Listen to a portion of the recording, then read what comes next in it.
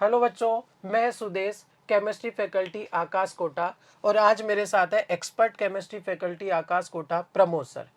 बेटा, जो micro analysis की सीरीज हमने चलाई है उसका जो तीसरा वीडियो है ऑर्गेनिक केमिस्ट्री का माइक्रो एनालिसिस। बच्चों हेलो बच्चों, मैं प्रमोद कुमार, केमिस्ट्री फैकल्टी।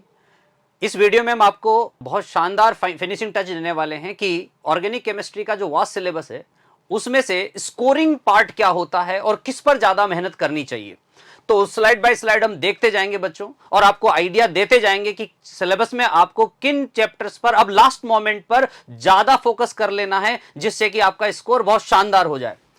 तो स्टार्ट करते हैं बच्चों। ये पहला चैप्टर है ऑर्गेनिक केमिस्ट्री का, some basic concepts in organic chemistry. तो जैसा आप देख सकते हैं, ये वो टॉपिक हैं जिससे पिछले 10 सालों में सबसे ज्यादा फ्रीक्वेंसी में क्वेश्चन आए हुए हैं। हालांकि हर चैप्टर में बहुत सारे टॉपिक्स होते हैं और हम हर टॉपिक को बहुत इंपॉर्टेंट मानते हुए हर क्वेश्चन, जो टॉपिक हमारे काम के नहीं उस पर भी बहुत सारे एग्जांपल सॉल्व कर करके टाइम वेस्ट कर रहे होते हैं। इस वीडियो को देखने के बाद पक्का आपको ये आइडिया हो जाएगा कि हम अब फाइनली किस पर ज्यादा ध्यान देंगे। तो जैसे पहला टॉपिक है बच्चों इस चैप्टर का, स्ट्रक्चर एंड हाइब्रिडाइजेशन। तो अगर हम सारे चैप्टर्स में से क्वेश्चन एनालिसिस करें, सारे चैप्टर की बात कर रहा हूं मैं, तो उनमें स्ट्रक्चर और हाइब्रिडाइजेशन से 7 क्वेश्चन आए हुए हैं। अब इसमें स्ट्रक्चर दी जाती है, उसका नाम दिया जाता है कंपाउंड का, हाइब्रिडाइजेशन पूछी जाती है, शेप पूछी जाती है, सिग्मा बॉन्ड, पाई बॉन्ड, इस तरह के क्वेश्चंस पूछे जाते हैं। आप देखिए हाइड्रोकार्बन चैप्टर है या उसके बाद हैलोजन डेरिवेटिव है, अल्कोहल चैप्टर है, उसमें आप इस तरह के क्वेश्चंस एनालाइज कर सकते हैं। हमने एनालिसिस किया है 7 क्वेश्चन अब तक पिछले 10 साल में पूछे गए हैं। दूसरा टॉपिक है आयुपेक। आयुपेक में 6 क्वेश्चन आए हैं अब तक, जिसमें से कुछ आपका जीओसी में आया, एक आध क्वेश्चन, एक आध हाइड्रोकार्बन्स में आया है। ऐसे हर चैप्टर में से एक दो क्वेश्चन आए हैं। आइसोमेरिज्म की अगर हम बात करें बच्चों, तो 8 क्वेश्चन अब तक आए हैं डिफरेंट कैटेगरीज से। इसमें से टॉटोमेरिज्म के 3-4 सवाल आए हैं, मेटामेरिज्म के सवाल आए हैं, स्ट्रक्चरल आइसोमेरिज्म के और स्टीरियो आइसोमेरिज्म के भी सवाल आए हैं। इलेक्ट्रॉनिक इफेक्ट्स में देखिए 10 क्वेश्चन आए हैं। तो स्पेशली कहां से आते हैं, स्टेबिलिटी ऑफ कार्बोकेटाइन हो गया, और आपका हाइपर कॉन्जुगेशन कार्बेनाइन की स्टेबिलिटी हो गई। इस तरह के क्वेश्चंस आए हैं, बहुत ज्यादा क्वेश्चन आए। आप देखें स्टेबिलिटी ऑफ कार्बोकेटाइन बहुत ज्यादा वास्ट टॉपिक है। ये हाइड्रोकार्बन, हैलोजन डेरिवेटिव, अल्कोहल्स तक भी इंपॉर्टेंट रोल प्ले करता है। टाइप्स ऑफ ऑर्गेनिक रिएक्शन, जैसा कि हम देखते हैं बहुत ज्यादा वेटेज नहीं आ रहा है, 2 क्वेश्चन आए हैं। एरोमेटिसिटी से भी डायरेक्ट क्वेश्चन 2-3 ही आए हैं जैसा आपने देखा। और रिएक्शन मैकेनिज्म, जिस पर सबसे ज्यादा टाइम वेस्ट करते हैं बच्चे, हालांकि बहुत इंपॉर्टेंट भी है, पर हम पूरा डेडिकेशन के साथ पूरा टाइम इसको देकर अगर हम टाइम वेस्ट करेंगे तो बाकी टॉपिक पे टाइम आपको नहीं लग पाएगा। एक क्वेश्चन आया है। नेक्स्ट हाइड्रोकार्बन चैप्टर की बात करें, हाइड्रोकार्बन में जो ज्यादातर क्वेश्चन आए हैं वर्ड्स रिएक्शन से आए हैं। 3 क्वेश्चन आए। कन्फॉर्मेशन एल्केन का पार्ट होता है, 3 क्वेश्चन आए हैं। इंपॉर्टेंट टॉपिक है वैसे भी देखें तो। अल्कीन्स की अगर हम बात करें तो ओजोनोलाइसिस से 4 क्वेश्चन आए। ये बहुत इंपॉर्टेंट है क्योंकि मॉलिक्यूल के स्ट्रक्चरल एस्पेक्ट के लिए भी, और उससे कंक्लूजन निकालकर मॉलिक्यूल या तो रिएक्टेंट की स्ट्रक्चर पूछता है, तो उस तरह के क्वेश्चन आए हैं। एल्कीन्स में मार्कोनिकॉफ एडिशन और एंटी मार्कोनिकॉफ एडिशन से 4 क्वेश्चन आए हैं।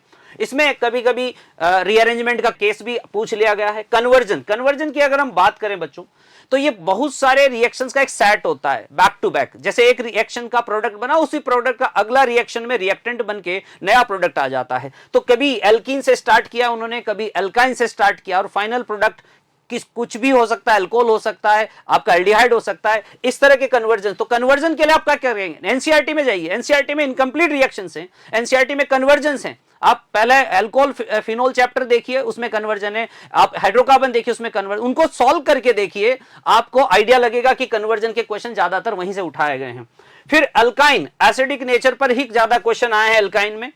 जैसे अल्काइन आप जानते हैं एसिडिक नेचर की होती है, टर्मिनल अल्काइंस। एरोमेटिक हाइड्रोकार्बन में सबसे ज्यादा क्वेश्चन आए यहां पे देखिए। ओरिएंटेशन और reaction, ESR, electrophilic substitution reaction में 5 क्वेश्चन आए हैं डिफरेंट कैटेगरीज में, अलग अलग चैप्टर में, क्योंकि आपको पता है एरोमेटिक कंपाउंड्स हर चैप्टर में होते हैं। तो एरोमेटिक हाइड्रोकार्बन्स में 6 क्वेश्चन आए हैं। नेक्स्ट चैप्टर भाई ओजोनोलाइसिस जो है बेटा, इसके अंदर आप ट्रिक बना लीजिए कि डबल तोड़ करके ओ लगाना है। मार्कोनिकॉफ, एंट्री मार्कोनिकॉफ में बेटा सीधा सवाल उसके नियम से भी आ रहा है। और देख लीजिए कि हाँ भैया कि इलेक्ट्रोफाइल कहाँ जाना है, न्यूक्लियोफाइल ये देख लीजिए कि सेंटर में घुसाना है मार्कोनिकॉफ देखना है, टर्मिनल पे ले जाना एंटी मार्कोनिकॉफ ले जाना है। Orientation of electrophilic substitution reaction की यदि अपन बात करें बेटा, इसमें खासकर आपका वो आ रहा है जो ऑर्थो पैरा डायरेक्टिव नेचर है, और साथ में अगर इलेक्ट्रोफिलिक सब्स्टिट्यूशन की रिएक्टिविटी का ऑर्डर है कि कौन इलेक्ट्रॉन रिलीजिंग ग्रुप है, कौन विड्रॉइंग ग्रुप है, वो सब चीजें आप इसमें कवर करिए। इसमें कवर करिए। नेक्स्ट चैप्टर हैलोजन डेरिवेटिव की बात करें तो हैलोजन डेरिवेटिव में सेटजेप से 2 क्वेश्चन आए हैं अब तक पूरे 10 साल में, लेकिन सबसे इंपॉर्टेंट देखिए SN1 SN2 रिएक्शंस, और आप देखेंगे एनसीईआरटी में इस पर वेटेज भी बहुत ज्यादा दिया गया है, तो डेफिनेटली क्वेश्चन भी सबसे ज्यादा पूछे गए। इसमें ऑर्डर आ जाता है, ऑर्डर आ जाता है, SN2 का ऑर्डर आ जाता है, उनकी प्रॉपर्टी से भी सवाल आए हुए हैं, वहीं पर स्टेबिलिटी ऑफ कार्बोकैटायन वो मिक्स कर दिया जाता है। ठीक है बच्चों, जैसे SN1 में आपको स्टेबिलिटी ऑफ कार्बोकैटायन से ही कंक्लूजन लेना है, तो SN2 में आपको स्टेरिक हिंडेंस एंड बल्कनेस से आपको कंक्लूजन लेना है। अब ARSN की बात करें, एरोमेटिक न्यूक्लियोफिलिक सब्स्टिट्यूशन रिएक्शंस, जो कि नाइट्रो ग्रुप वाले हैलोजन डेरिवेटिव्स होते हैं, उनमें 2 ही क्वेश्चन आए अब तक इस तरह से। नेम रिएक्शंस, इसमें जो है हैलोजन डेरिवेटिव में एक तो वर्ड्स रिएक्शन हो जाएगी, फिंकेलस्टीन हो जाएगी, स्वेट्स रिएक्शन, एक फिंकेलस्टीन का भी आया है, एक स्वेट्स का भी रिएक्शन आया है। Nature of bond and reactivity, इसमें क्वेश्चन स्पेशली पूछे जाते हैं बच्चों कि आपका हैलोजन जो है कार्बन से जुड़ा है तो वो sp2 कार्बन से जुड़ा है कि sp3 कार्बन से जुड़ा है, विनाइलिक, यस विनाइलिक मतलब एल्काइल वाला। हाँ। तो क्या होता है उसको डिफरेंस ले लेता है रिएक्टिविटी का, तो एल्काइल वाले ज्यादा रिएक्टिव होते हैं और जो डबल बॉन्ड कैरेक्टर की वजह से विनाइलिक और एराइल वाले जो है कम रिएक्टिव होते हैं। इसी पर सीधा क्वेश्चन पूछा है। अच्छा, नेचर ऑफ बॉन्ड और रिएक्टिविटी ये केस हो गया। स्टीरियो आइसोमेरिज्म की कार्य बात करें तो 2 क्वेश्चन अब तक आए हैं। बाइफिनाइल वाला केस आया जिसके ऑर्थो पोजीशन पे सब्स्टिट्यूएंट्स होते हैं और वो एसिमेट्रिकल होता है। ग्रिग्नार्ड रिएजेंट बहुत इंपॉर्टेंट टॉपिक है, यहां ग्रिग्नार्ड रिएजेंट बनता है रिएक्टिविटी के फॉर्म में, बट प्लस इसकी जो एप्लीकेशंस है वो अलग अलग चैप्टर में डिस्ट्रीब्यूटेड। जैसे अल्कोहल बनाए जाते हैं 1 डिग्री 2 डिग्री 3 डिग्री अल्कोहल बनाए जाते हैं, उसकी रिएक्शंस आप एनसीईआरटी में भी देख सकते हैं। तो ये इसके अलावा इससे कार्बोक्सिलिक एसिड बनाया जाता है कार्बोक्सिलेशन करके, इससे हाइड्रोकार्बन्स बनाए जाते हैं, अप्रोटोनिक सब्सटेंस जैसे आपको पता वाटर हो गया, अल्कोहल हो गया, अमाइन हो गया, उनसे डायरेक्ट। अब बहुत ज्यादा मिस्टेक करते हैं बच्चे कि हाइड्रोकार्बन बनाते नहीं है, न्यूक्लियोफिलिक एडिशन करवा रहे होते हैं, जबकि हम कई बार समझाते हैं कि प्रोटोनिक सब्सटेंस से सीधा हाइड्रोकार्बन बनाइए जो भी ग्रिग्नार्ड में प्रेजेंट है। तो आप देख लीजिए ये वेटेज है, SN2 पर फोकस कीजिए। नेक्स्ट अगला चैप्टर है बच्चों अल्कोहल, फिनोल और ईथर। अल्कोहल, फिनोल, ईथर में यह वो टॉपिक है जहां से सबसे ज्यादा क्वेश्चन आए पिछले 10 साल में। तो ये हाइड्रोबोरेशन ऑक्सीडेशन से एक ही क्वेश्चन अब तक, डिहाइड्रेशन से रिसेंटली 2 क्वेश्चन अब तक आए हैं। प्रिपरेशन ऑफ फिनोल और बाय क्यूमिन बहुत important, back to back question आए, बैक टू बैक, एक साल आया अगले साल फिर आ गया है। एसिडिक नेचर ऑफ फिनोल, आपको पता है इलेक्ट्रॉन डोनेटिंग ग्रुप जो है वो फिनोल के एसिडिक एसिड को कम कर देते हैं, इलेक्ट्रॉन विड्रॉइंग जैसे नाइट्रो ग्रुप है बढ़ा देते हैं, उनका ऑर्डर एनसीईआरटी में दे रखा है, वहां से करिए।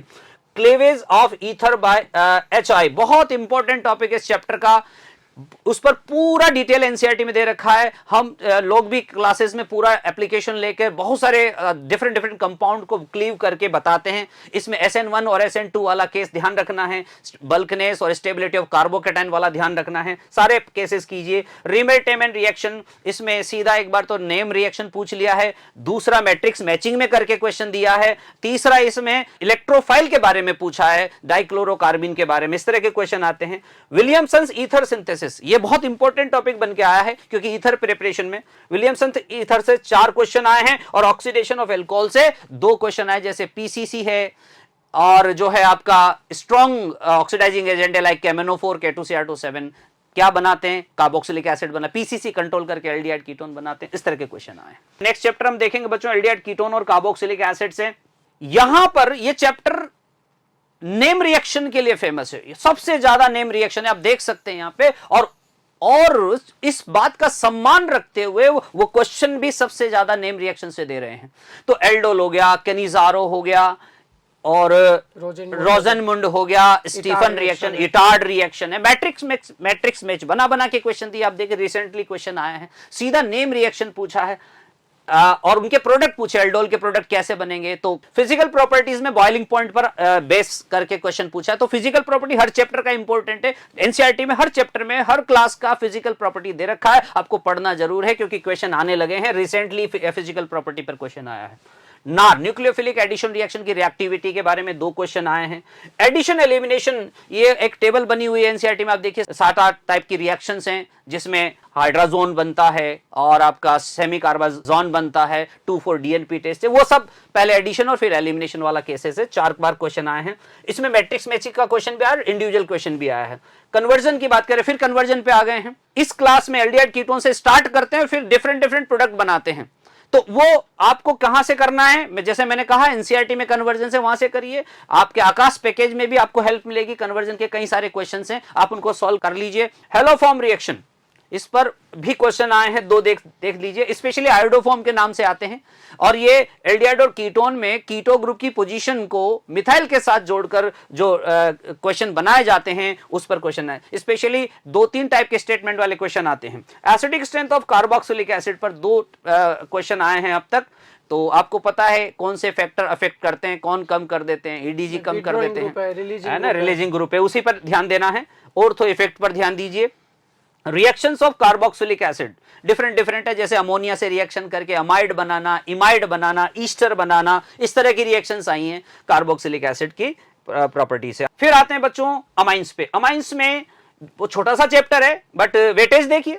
नेम रिएक्शन यहां पर भी है, देख दिए नेम रिएक्शन में कौन कौन सी नेम रिएक्शन है। कार्बाइलमाइन रिएक्शन है, हिंसबर्ग टेस्ट है ना, सेंडमेयर रिएक्शन हो जाती है। Reaction with nitrous acid NCERT में दे रखा है, पहला ही रिएक्शन है। 2 है कन्वर्जन से। अगर देखिए कन्वर्जन आप देख रहे हैं हर चैप्टर में कन्वर्जन आ रहे हैं, उस पर बेस्ड क्वेश्चन आ रहे हैं, तो कन्वर्जन को इग्नोर नहीं करना चाहिए। कन्वर्जन पर बढ़िया प्रैक्टिस करिए। प्रैक्टिस के लिए एनसीईआरटी बुक है, ज्यादातर उन्हीं के रिएक्शंस को मैनिपुलेट करके वो क्वेश्चन बनाते हैं। कन्वर्जन की और नेम रिएक्शंस की आप समझिए बेटा, बार बार कन्वर्जन नेम रिएक्शंस में नाम क्यों आ रहा है भाई।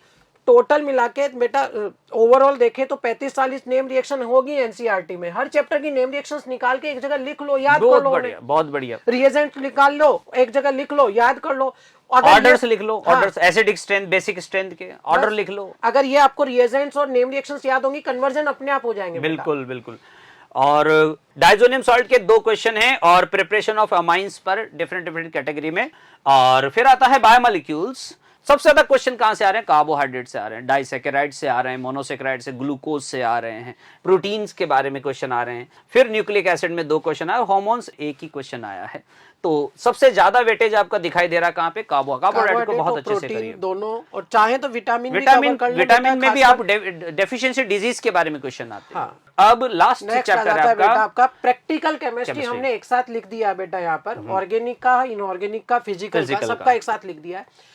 देखो अभी तक जो सवाल आए हैं वह प्योरिफिकेशन से 3 है। क्वालिटेटिव एनालिसिस मतलब जो आपका आता है लेसाने टेस्ट से जो बन जाता है। क्वांटिटेटिव जो जेल्डोल ड्यूमा वगैरह मेथड वाला सवाल है बेटा, ये प्रैक्टिकल से अब तक जो सवाल आते थे। फंक्शन ग्रुप के टेस्ट ऑर्गेनिक के कुछ जो एनसीईआरटी में इंटर रिलेटेड थे वो पहले भी आए हुए हैं बेटा, जैसे लुकास टेस्ट है। हाँ, लुकास टेस्ट है, सोडियम बाइकार्बोनेट टेस्ट है, ये इस तरह के टेस्ट आए हैं। और अभी तो अलग से उन्होंने हेडिंग लगा के लिख दिया है, तो इनकी संख्या और बढ़ने वाली है।